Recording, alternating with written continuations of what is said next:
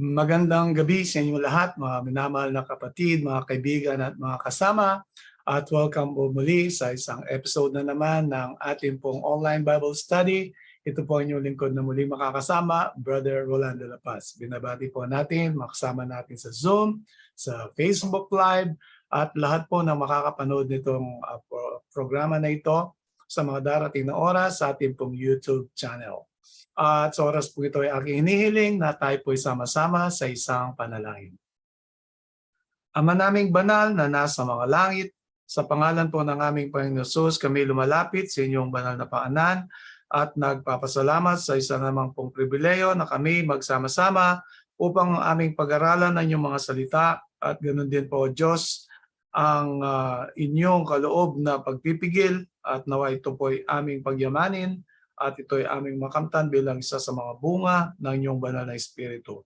At pagpalain po ang aming mga tagapanood at ganoon din po, Diyos, nawa ay kami patawarin sa mga pagkukulang laban sa inyo. Ito po ang aming dalangin, aming hinihiling sa tanging pangalan ng aming Panginoon Hesus. Amen. Sa muli po ay magandang gabi sa inyong lahat at tayo po ay mag-aaral na naman sa gabing ito at nawa ay ang banal na Espiritu siyang manguna sa atin at upang ating maintindihan po ang kanyang mga salita. So, ang ating pong topic para sa gabi pong ito ay pinamagatan pong exercise. Nandito na po tayo sa topic 234 dito po sa ating online Bible study. At nawa ay marami na po tayong natutunan at higit sa lahat ay ito po ay may bahagi din natin sa ating pamilya at ganoon din po sa ating mga kaibigan at mga kakilala. At tayo po ngayon ay mag-umpisa na sa ating pag-aaral at dahil ito ay exercise, nais ko pong pag-aralan natin, pag-usapan natin na iba't ibang mga klaseng exercise. Meron pong tinatawag na cardiovascular exercise, merong exercise na magpapalakas po sa atin, yung strength exercise, flexibility, at balance. So generally speaking, ito po yung mga iba't ibang mga tinatawag po na mga types o uri ng exercise.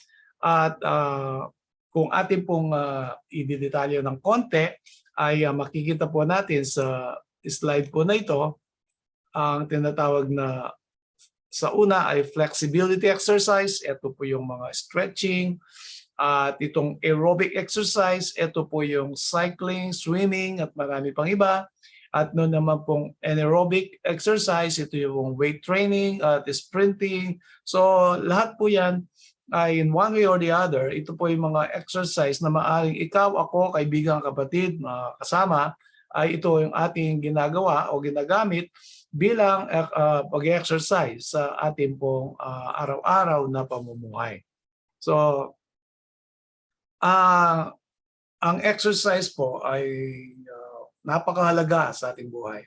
At ito isa po sa tinatawag po na natural na tinatawag nating natural doctors or medicine na kabilang po ang nutrition at exercise nga, ang water, ang temperance, ang sun, at ganoon din po yung air or fresh air, yung pong rest o napag-usapan na po natin yan na nakalipas na araw, and then yung pong pagtitiwala sa ating Panginoon.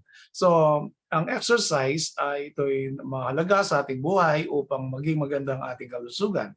Actions is a law of our being. So, ang ating pong ating pagkatao ay nangangailangan po ng iba't ibang mga activities. At isa po dito, yung physical activity na tinatawag. Merong mental activities at na spiritual activities, yan po, no? At yung ating katawan, physical exercise, physical activities ay nangangailangan din po ang ating pagkatao. Kaya gusto ko pong itong pag-usapan natin, and I quote, "Inactivity weakens the system. God made men and women to be active and useful. Nothing can increase the strength of the young like proper exercise of all the muscles in useful labor." Kung pagmasdan po natin na nasusulat sa banal na kasulatan, ay makita natin kung paano ang ating Panginoon ay binigyan niya po ng trabaho nung Adan At ito po ay sa pamamagitan din po ng tinatawag po nating stewardship. Siya po ay naging tagapamahala sa nilalang ng ating Panginoon. At siya po ay nasa hardin o mula ng Eden, at ganoon din po ay siya rin na nagbigay ng mga pangalan ng mga nilalang, ng kapwa niya nilalang, at siya rin po nag-aalaga ng mga ito. In other words, ang Panginoon gusto niya ang tao ay meron siyang physical activities. Active po siya, active lang.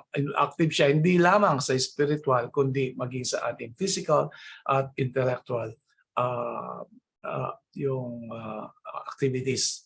So kapag hindi po tayo gumalaw at nagkulang yung tinatawag po nating physical activities or exercise, kasama po ang exercise po dito, ay hihina po yung ating katawan. At ang ating katawan ay binubuo po ng maraming mga sistema, no? The systems of the human body. So, isa pa pong gusto kong pag-usapan natin, more people die for want of exercise than through over fatigue. Very many more rust out than wear out. So, yan po. Mas marami daw pong namamatay dahil sa kakulangan ng pag-ehersisyo kaysa mga taong susumosobra ang pagod po nila. Kaya yan po ang sinasabi po ng agham, ang sinasabi po ng banal na kasulatan at maging ng Espiritu ng Hula. So tayo po ay magpapatuloy. Benefits of exercise. Ano po kaya ang magiging pakinabang sa atin?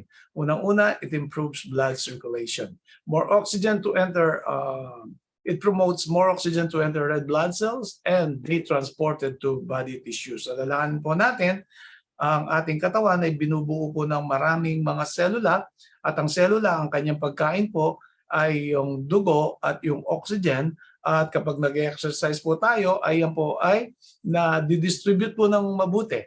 No? At yan po ay makakabuti sa ating kabuang pagkatao. So, ang pangalawa, strengthens your heart and lungs. Makakabuti po sa ating puso at sa ating mga baga. The heart can pump with less effort and reduce heart attack risk by 20%. Yan po. And ikatlo, lowers high blood pressure. Kung mataas po ang ating BP o blood pressure, especially if high blood pressure is related to overweight. Kaya yan po ay isa sa mga benefits o pakinabang po ng pag-ehersisyo. Ano pa po? It lowers resting heart rate. Pag sinabing lowers resting heart rate, kapag tayo po ay nakapahinga at hindi gumagalaw, yun po yung pinaka-resting heart rate. So lowering from 80 beats per minute to 60 beats per minute saves your heart about 28,000 beats in a day. Kaya pag bumaba po yung tinatawag nating heart rate ay nakakatipid, nakakapagpahinga ang ating puso daw ng 28,000 beats in a day.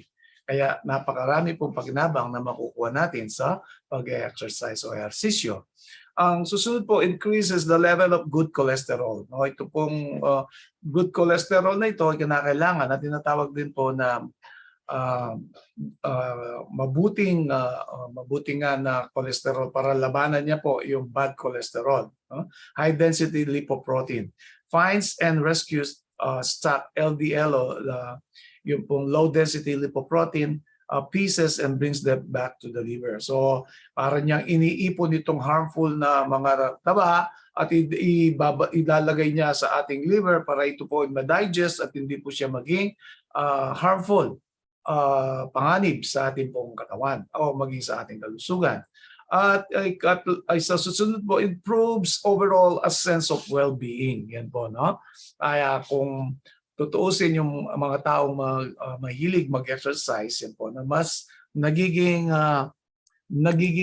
maganda po ang kanilang pagkatao, nagiging maganda ang kanilang kalusugan, at nagiging maganda po ang kanilang tinatawag na nagiging productive po sila, ang kanilang kaisipan, ang kanilang mga nabubuong mga plano, dahil nga po sound body and sound mind, no? Ito po ay napakahalaga para po sa ating performance.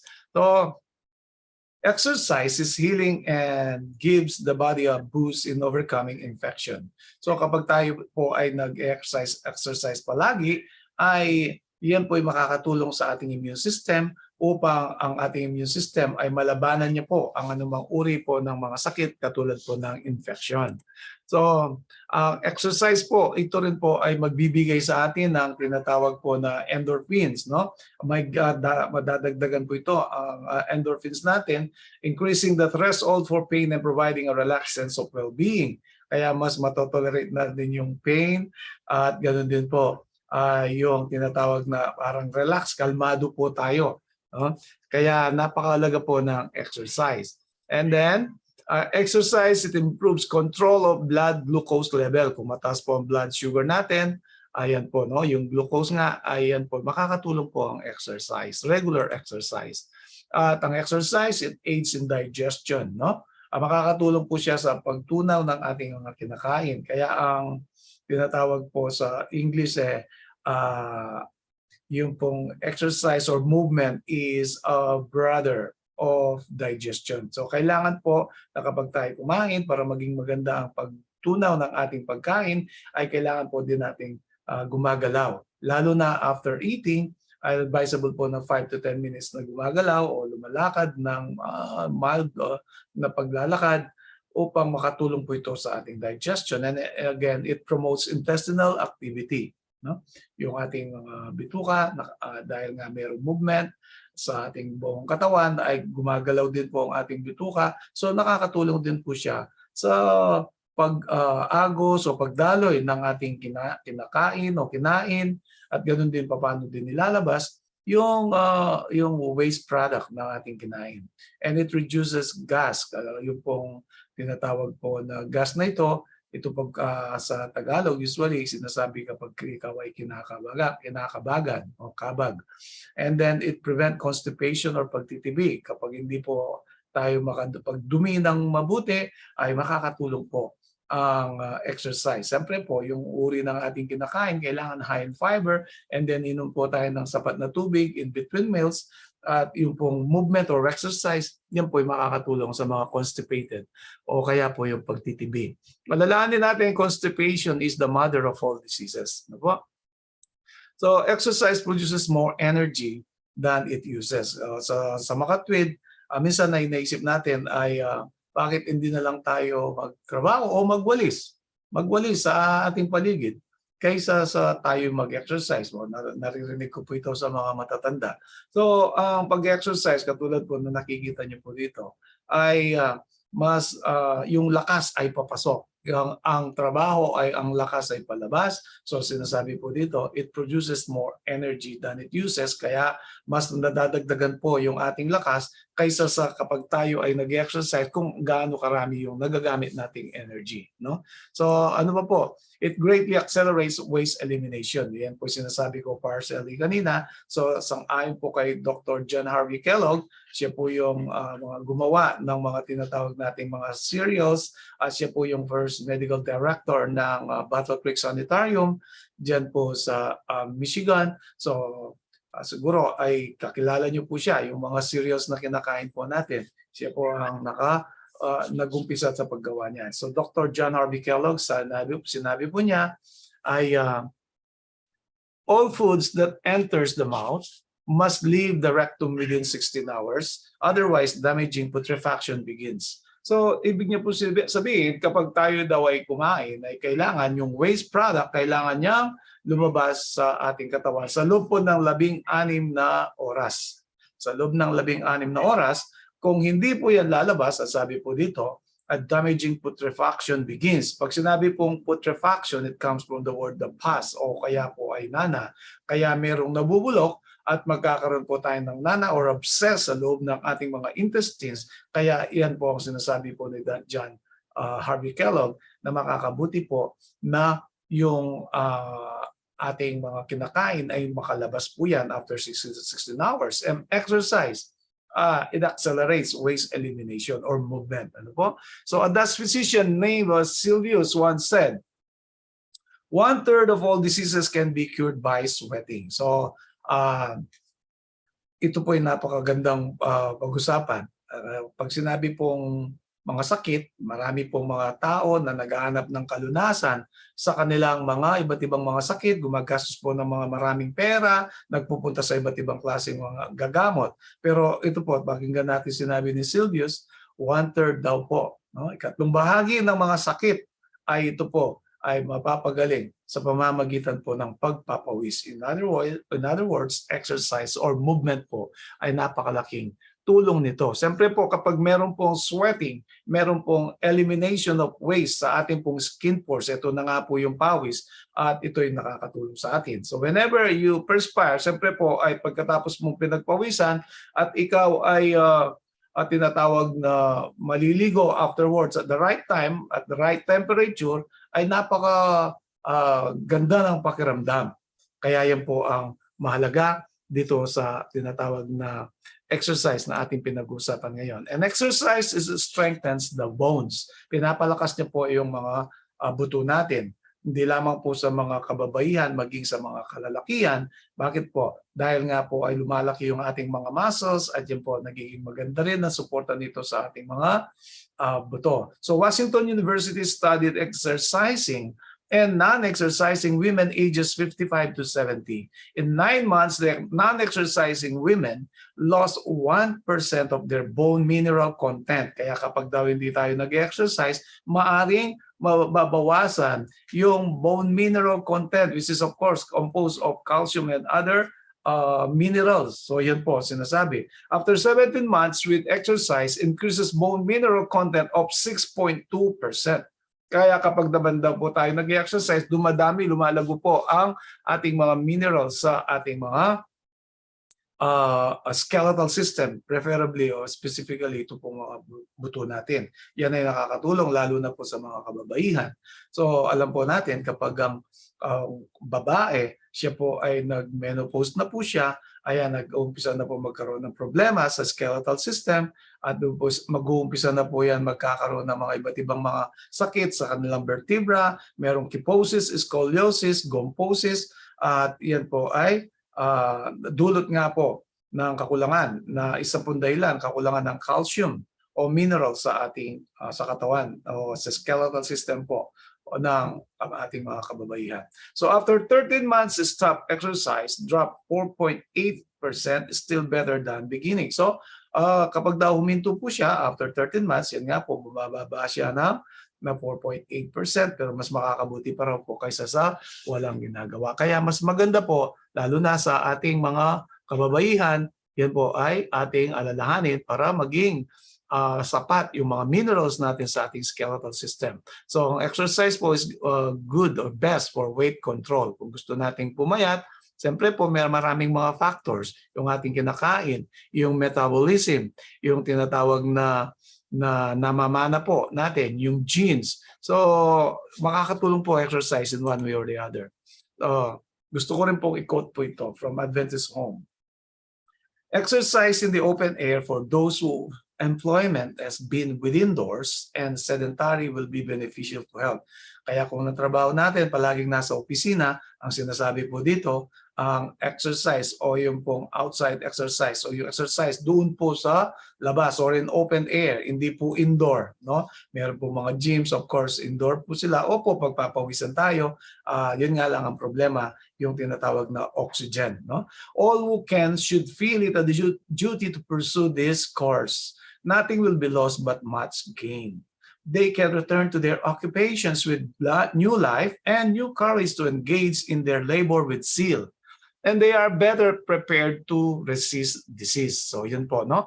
Kaya kapag daw regular time nag-exercise, outdoor exercises ay makakatulong po ito sa ating kalusugan at sa ating pagkatao sa kabuuan. So ngayon po, maliban sa physical exercise o physical benefits, ito meron din po siyang benefit po sa ating mental health. So ang exercise po actually is the antidote for stress. At ito po yung masasabi natin antidote for depression din po. O isa sa mga pangunahing sakit sa mga tao ngayon, lalo na po sa ating generation, yung anxiety and depression. Kaya kung gusto po nating magkaroon ng lunas, antidote, ito po yung gamot sa depression. So ay isa po itong tinatawag na exercise. It stimulates adrenal hormones. no? And then improves quality of sleep. It clearer mind and improve concentration, and it increases energy levels and work productivity. So napakalaki pong benefits nito na may bibigay sa atin ng exercise. Simple lamang po, no? Nakita niyo yung unang mga slides natin kung alin doon ang mapipili niyo, lalo na po kung ito ay outdoor exercise at sa tamang oras po, no? Maaring bago tayo magtrabaho o pagkatapos natin magtrabaho, alin po ang time availability natin, ayun po ay makakatulong. So patuloy po tayo. Isa pong doktor, si Dr. Sele, subjected 10 rats to stresses of light, noise, and electric shocks. In 1 month, all had died. So ito po yung experiment ni Dr. Sele. Ang sabi po dito ay 10 mga daga, o yung po mga guinea pig, yung mga experiment na mga maliliit na daga. Ang sabi po dito ay sila po ay in-expose sa liwanag, sa ingay at electric shocks. At sa loob ng 1 buwan, sila ay namatay. Then he took 10 rats and subjected them to the same stresses, but also gave them exercise on the treadmill. So yun po, pareho po ang kanilang environment. Meron pong stresses of light, noise, and electric shocks, pero binigyan daw po siya ng treadmill para makapag-exercise itong mga daga. Ano pong nangyari? After a month, they were all well and thriving. Hindi katulad nung walang exercise, namatay po sila after 1 month. So conclusion, exercise allows the body to make use of its restorative powers para po lalong manambalik po yung ating lakas. Kaya nga sabi ko sa inyo kanina, ang pag-exercise, pag nag-exert po tayo ng effort, yung energy ay papasok, hindi po palaging palabas. Bagamat tayo ay gumagamit ng energy palabas, mas marami po yung energy na pumapasok sa atin, mas marami po yung tinatawag na restorative powers, no? So the results of inactivity, kung hindi naman tayo po gumagalaw, nakaupo lang, ang ating trabaho ay sedentary, secretarial o kaya paperworks at palaging nag-iisip lang o kaya mga computer works, no? Ang magiging resulta po nito kung wala tayong exercise, heart disease, which is actually the unang-una ang pangunahing sakit na nakamamatay, no? And then osteoporosis, dahil nga po yung ating mga buto ay manghihina. And then obesity, ito po ay paglaki ng katawan at lumalampas po tayo, tumataas yung BMI, body mass index. And then muscles weaken, nanghihina po yung ating mga muscles. So yan po yung results ng inactivity. So exercise study, tingnan po natin itong pag-aaral tungkol po sa pag-ehersisyo. Exercise makes you live longer, and a study of men between the ages of 35 and 74 who exercised regularly showed that they could expect to live an hour or 2 longer for every hour they exercise. So, ang ibig lang po sabihin nito, kapag daw ang lalaki, edad na 35 hanggang 74, sila po ay regular, laging nag-exercise, ay nadadagdagan po ang kanilang buhay, no? Na mas humahaba ang buhay po nila sa bawat oras ng kanilang ginagawang pag-exercise. Kaya kung at least 30 minutes o ang ating exercise na ginawa araw-araw, nadagdagan po ng 30 minutes. Kapag naman po yan ay 1 oras, nadadagdagan po. Kaya nga ang napakahalaga po ng exercise. Exercise study. Gusto ko pong i-share po sa inyo to. Ages 20 to 82. Babaan po natin ang edad at itataas po natin yung sa mga matatanda. Ages 20 to 82. Exercise study. So mayroong nag-exercise. Ito po ay nakikita nyo. Cycling, walking, at ito pong nakahiga sa sofa. Siyempre, inactivity po yan. So 10 years later, death rate per 10,000 po itong ating pong diagram na ito. So ano po nangyari? Ang mga tinatawag po na nag-exercise. Exercise cuts the number of deaths from all causes in life. No? So sabi po dito yung pong fit, yan, 40. And then yung unfit, 122. And then unfit then became fit. So una ay sedentary po, hindi po sila nag-exercise. Pagkatapos ay nag-exercise po sila, yan po ang naging resulta. Kaya napakaganda kung ating pong alalahanin ito para naman po ay maging masaya ang ating buhay, magandang kalusugan, and at the same time po ay hindi tayo sakitin Ang ginagawa lang po naman natin ay hanapin natin yung tamang exercise para po sa atin. Maaring hindi lahat ay makapag-swimming, maaring kailangan mo pa ng swimming lessons, hindi lahat ay cycling o makapag-bicycle, pero lahat po ay nakakalakad, maliban po sa mga paralyzed at mga lumpo. So marami pong paraan upang tayo po ay makapag-exercise. Pipili lang po tayo doon. Fit principles of exercise. So ito po yung mga pwede nating gamitin mga tips. So, frequency, gaano kadalas? How often should one exercises? Gaano kadalas daw? At least 3 times a week. So kung meron tayong 7 days a week, at least 3 times a week. At pagkatapos, for losing weight naman, kung gusto natin bumaba ang ating timbang, 6 days a week. Although ito po at least ay 30 minutes a day, yung pong tinatawag na moderate o mild walking hanggang magkaroon po tayo ng resistance, lumakas ang resistensya natin, yung endurance po natin, hanggang makuha po natin yung tinatawag na brisk walking. No? At yan po ay tinatawag na best exercise sa lahat. Yan po ang walking. So, pipili lang po tayo kung ano po yung mahiligan natin. And then again, yung pong outdoor exercise is better than indoor exercise. So, intensity, gaano po bigat o kalakas, no? How hard do you exercise? So yung low po and low intensity ranges from 45% to 60%. Yan po. MHR. Moderate ranges from 60% to 75% MHR, and high ranges from 75% to 85% MHR. Okay, so ano po yung MHR? Ito po yung maximum heart rate. Ang maximum heart rate po ay pwede po natin gawin ito. So 220 minus age. Ito po yung isang formula.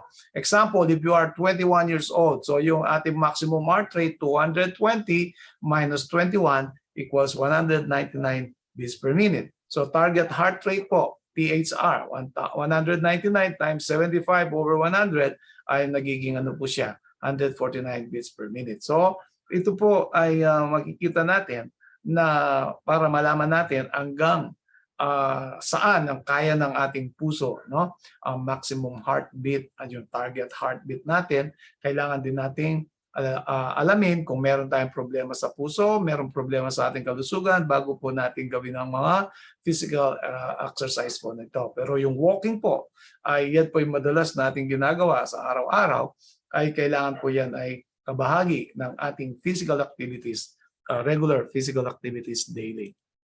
So, another good guide to check your exercise intensity while exercising is the talk test. Ano po yung talk test? If you can talk and walk at the same time without feeling breathless, then you are walking too slow. So ibig sabihin, kapag ikaw ay naglalakad at ikaw ay nakakapagsalita pa, yan po, no? At hindi ka hinihingal, yun nga, without feeling breathless, yan po ay mabagal daw po ang lakad.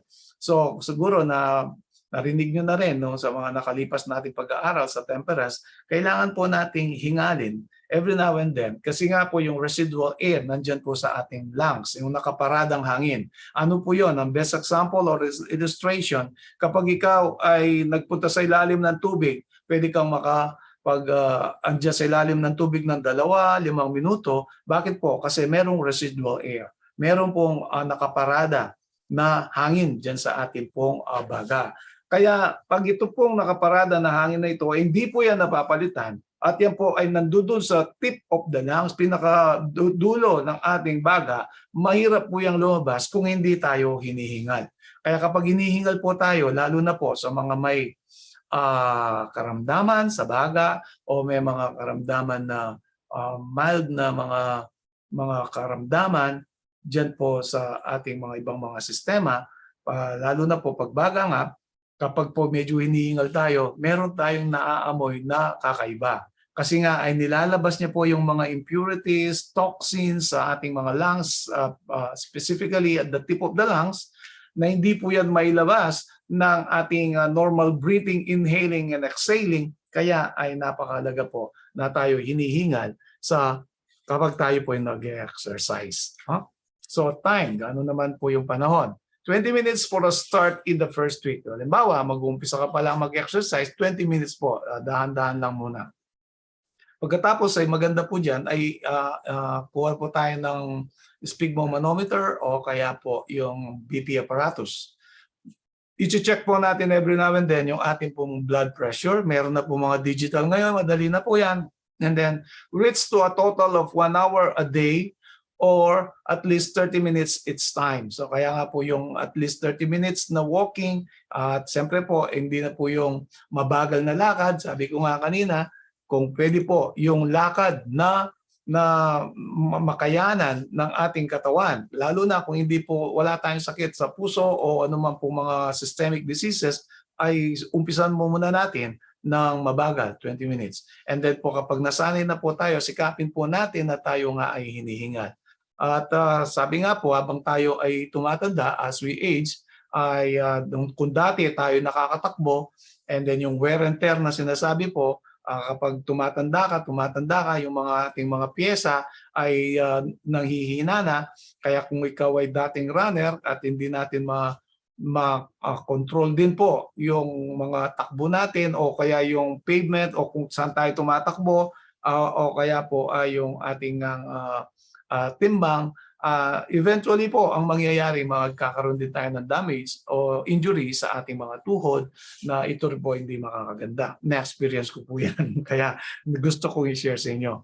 Kaya habang maaga po, alagaan po natin ang ating mga kalusugan at ganoon din ang ating mga paa at sikapin natin na hindi po sila ma-overwork sa running at mas maganda po walking because walking again is the perfect exercise. So tuloy po tayo. What type of exercise? Ano naman pong klaseng exercise? Kanina sa introduction natin ay sinabi po natin ito, aerobic, demand oxygen for long period. Itong aerobic exercise po do, kaya tinawag siyang aerobic kasi nangangailangan po siya ng oxygen sa mahabang panahon. Example, running, brisk walking, cycling, and swimming. So yan po, no?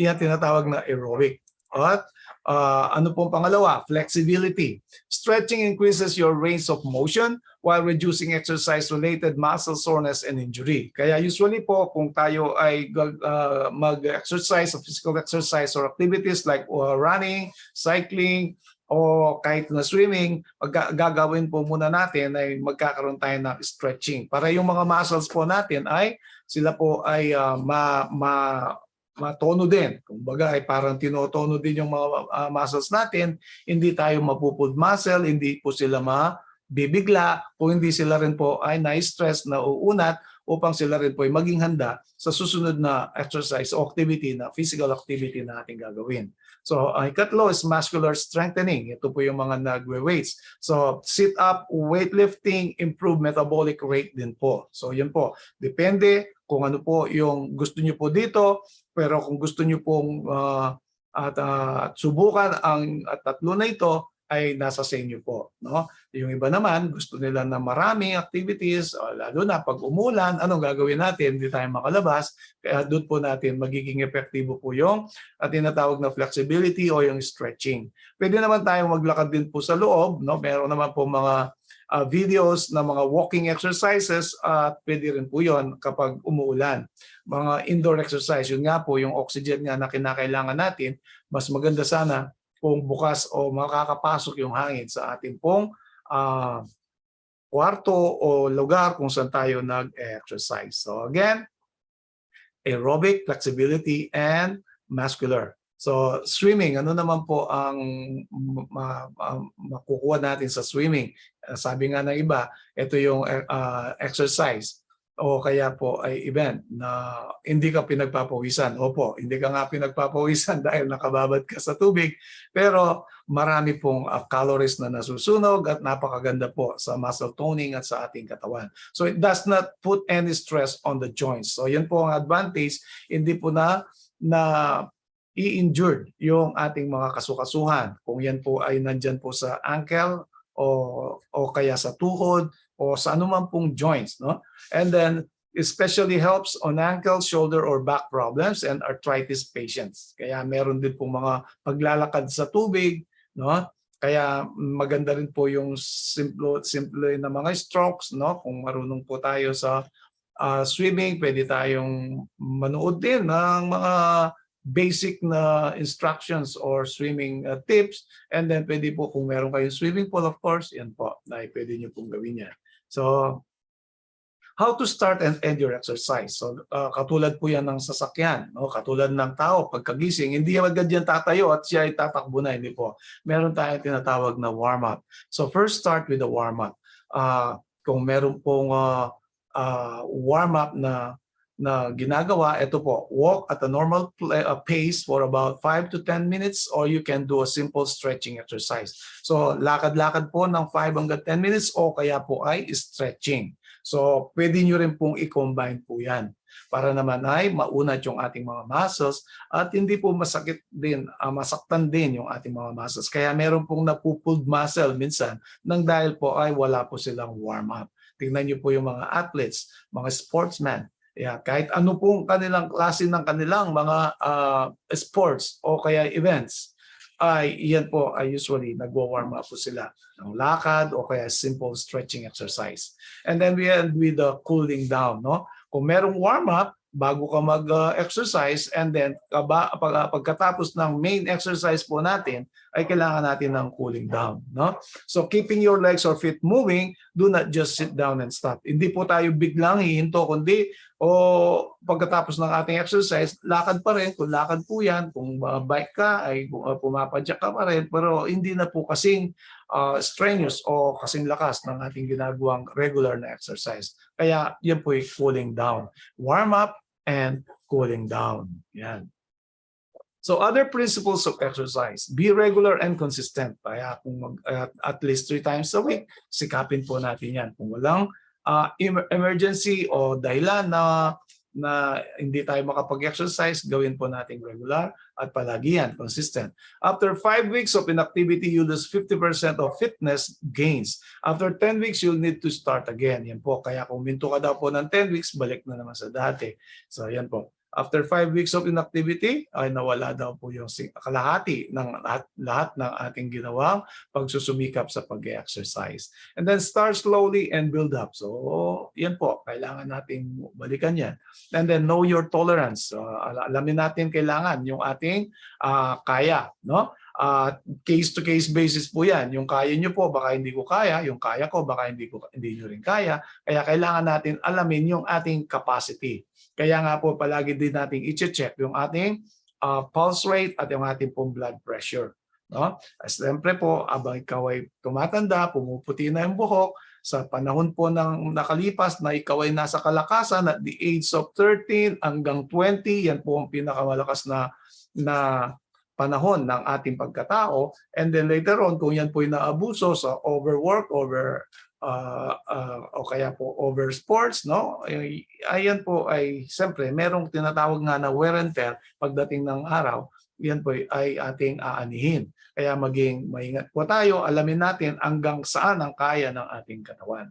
Do not mix your meal with exercise. So ibig sabihin, huwag daw tayong kakain kung tayo po ay nag-exercise. Pero meron pong mga sportsmen katulad po ng mga nagmamarathon.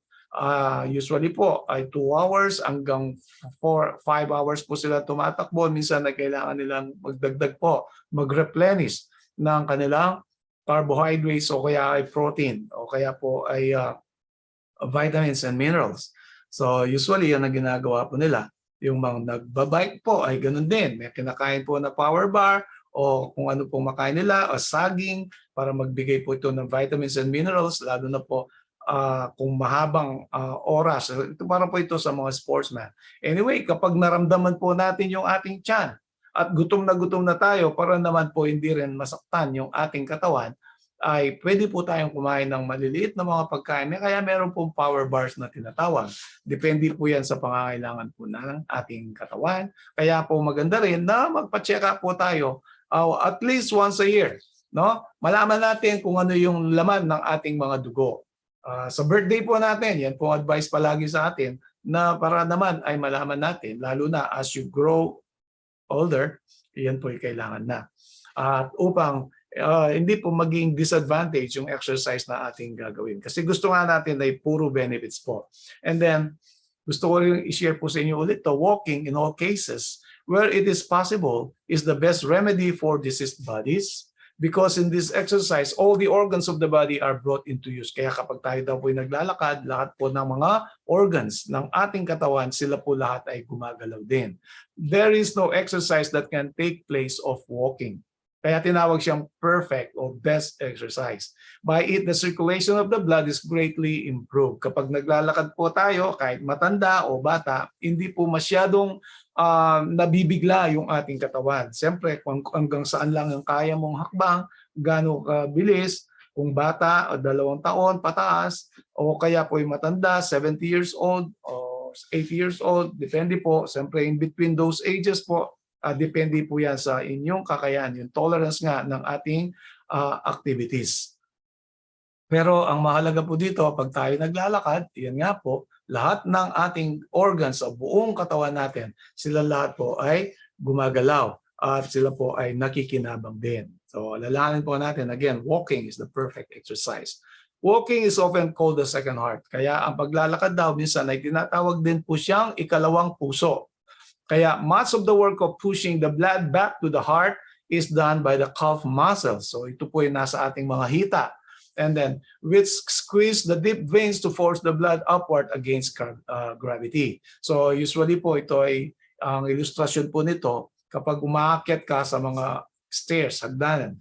Ayan, yung ating pong mga hita, merong mga ugat dyan papunta sa ating puso. Kaya kapag tayo naglalakad, umaakyat sa mga hagdan, tinutulungan niya po yung dugo na mapunta nga po doon sa kanyang circulation, no? Sa tamang lakas, tamang intensity, makakatulong po talaga. Kaya tinawag po siyang ikalawang puso. No? Kaya yung pong mga arteries natin sa ating mga veins and arteries sa ating pong mga hita o sa ating mga calf muscles o sa lower part ng ating katawan, dahil nga yan ay naglalakad, yan, nakakatulong po yan sa ating puso.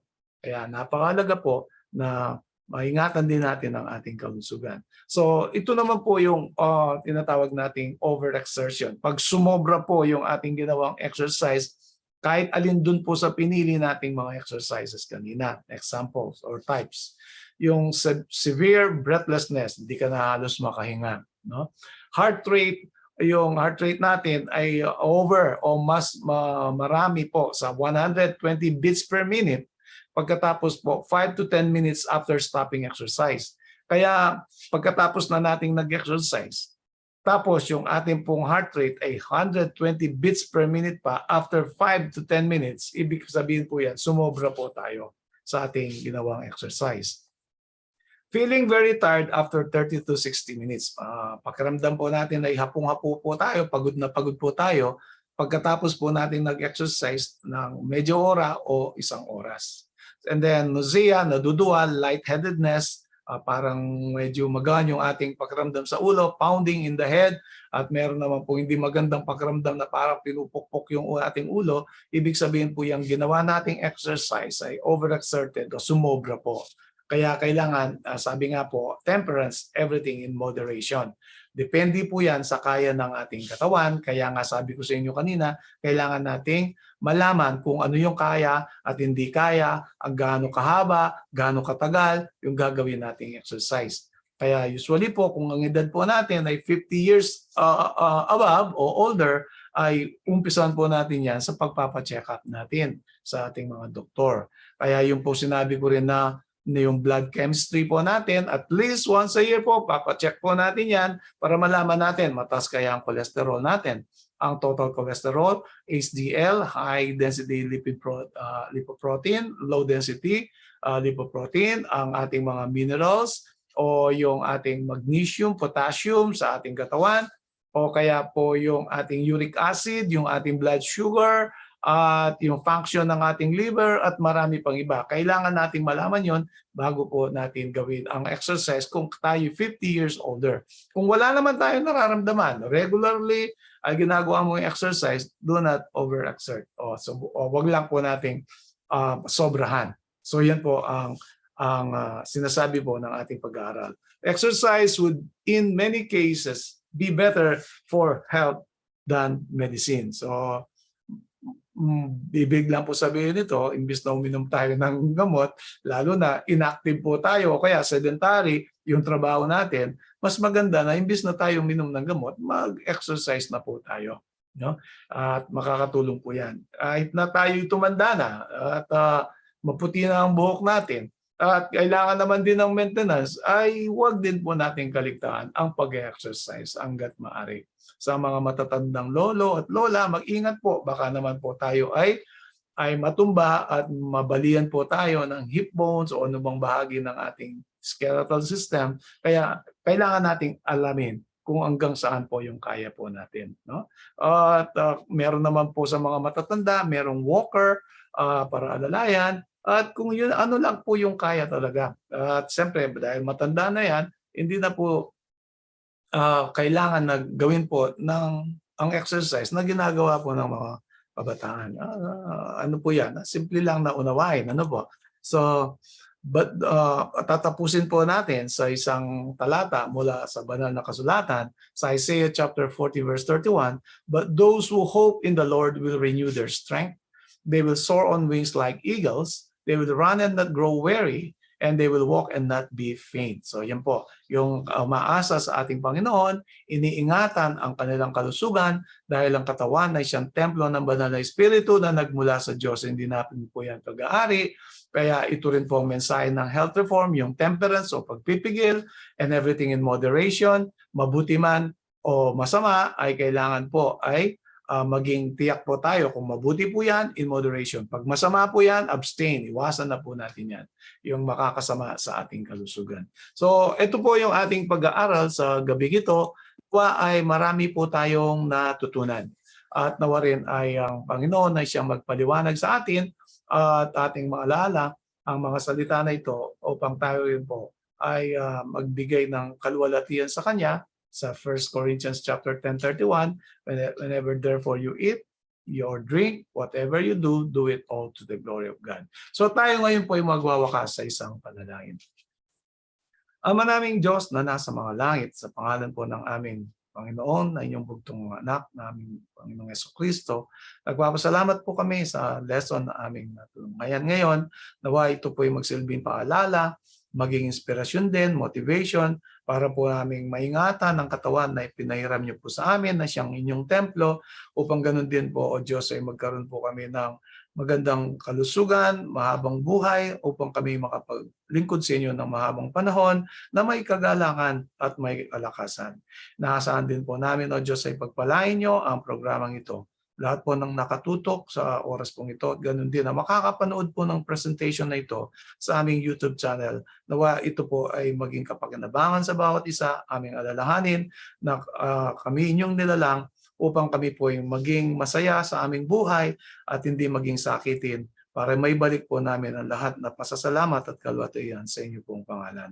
At naway pagpalain niyo rin po at pagalingin ng mga may karamdaman sa oras pong ito, at ganoon din namin inaasahan po, Diyos, na ang aming dalangin ay makarating sa luklukan ng awa. Inyo naman tanggapin ang lahat na ito. Linisin kami sa dugo ng aming Panginoon. Alang-alang po lahat sa matamis sa banal na pangalan ng aming Panginoon Jesus. Amen. So maraming salamat po at kayo nakasama sa gabing ito. At dito po nagtatapos ang ating programa sa gabing ito. Ito muli ang inyong lingkod, Brother Roland de la Paz. At nagpapaalam na po at nagsasabi, stay safe and God bless everyone. Bye-bye po.